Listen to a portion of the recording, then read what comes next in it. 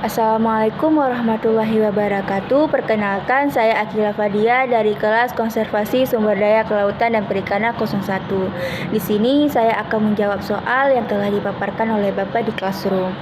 Soal yang pertama adalah mengapa penting memperhatikan faktor sosial dan ekonomi dalam konservasi penyu. Jelaskan disertai dengan contoh kasus. Karena dalam konservasi penyu itu sendiri kita membutuhkan partisipasi masyarakat.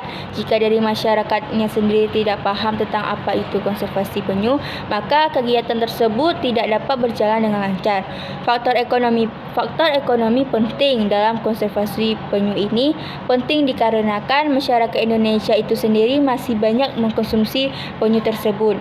Jika hal tersebut terjadi, maka populasi penyu itu dapat punah. Maka dari itu konservasi penyu ini sangat penting dilakukan.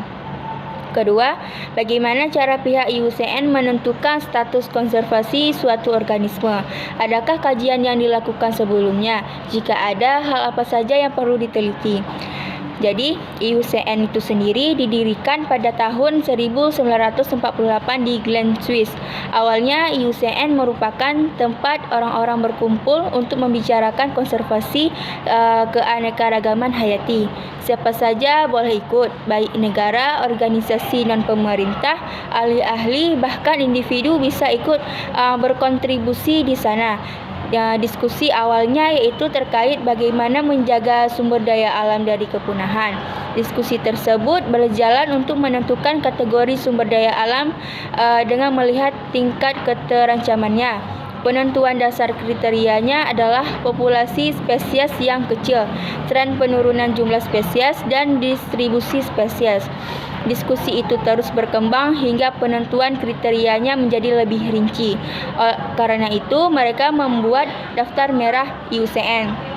Nomor 3, apa yang dimaksud dengan status konservasi not evaluated dan less concerned?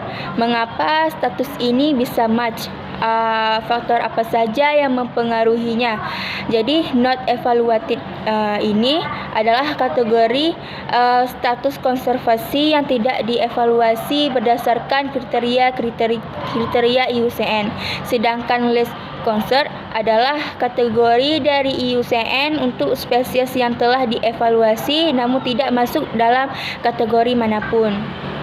Faktor yang mempengaruhinya bisa saja disebabkan oleh ulah manusia, yang kemungkinan manusia melakukan penangkapan menggunakan bahan yang berbahaya seperti peledak atau bahan kimia lainnya, dan faktor lainnya yang dibudidayakan spesies yang menurun tersebut sehingga menyebabkan penurunan populasi. Nomor 4, ketika Anda ditunjuk sebagai ahli dalam penentuan zona konservasi, komponen apa saja yang akan Anda pertimbangkan dalam memetakan zona konservasi suatu kawasan? Tim apa saja yang akan Anda rekrut? Penelitian apa saja yang perlu dilakukan?